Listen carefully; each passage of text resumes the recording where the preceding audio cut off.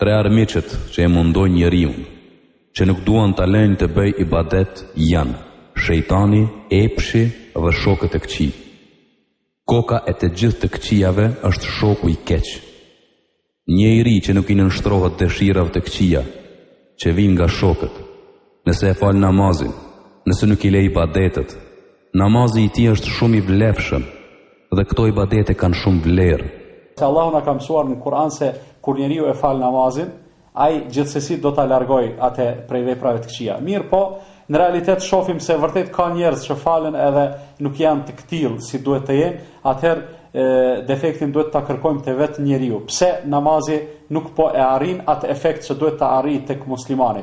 Kjo i ngjan sikurse një pacienti i cili terapinë e përshkruar nga mjeku nuk e përdor në mënyrë të drejtë dhe e shohim se ajo terapi nuk ndikon te ai, dhe problemi nuk është te ilaçi, por problemi është te vetë mos disiplina e pacientit. Se njeriu i cili fal namaz dhe kur i drejtohet krijuesit, kur i drejtohet Zotit të madhruar me fjalën iyyaka na'budu wa iyyaka nasta'in, o Zot ty të adhuroj dhe ty të pështetem, nëse në çat rast nuk është në vetdije, nuk është me vete, ai namaz nuk është në rregull, duhet ta përsëritje. Që do të thotë ka bë teknik, ka bë lëvizje fizike, në aspektin shpirtëror është i shpras. Prandaj ai namaz nuk ndikon në përmirësimin e sjelljeve, edukatës, moralit, veprimtarisë së njeriu.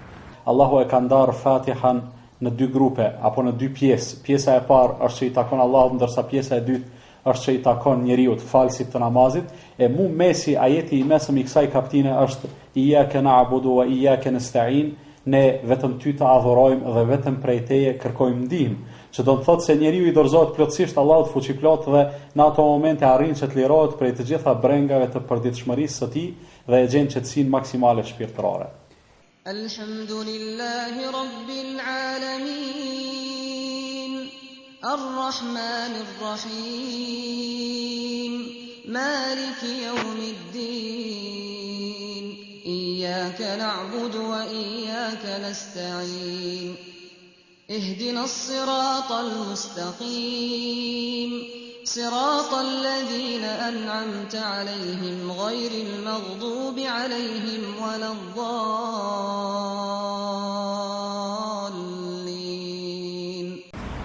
Ka me mira polec, antitrafikut, antidrogës, antialkoolit, të gjithë, si më thënë, fushave të devijimeve psikosociale, derdhen me miliarda mjete për të parandaluar dukuritë negative të prostitucionit, narkomanisë, të trafikimit, të krijesave njerëzore etj. Ndërsa e gjithë kjo do të mund të shmangej pa polici, pa gjyqe, pa ushtri, vetëm me pranimin e islamit nga njerëzit.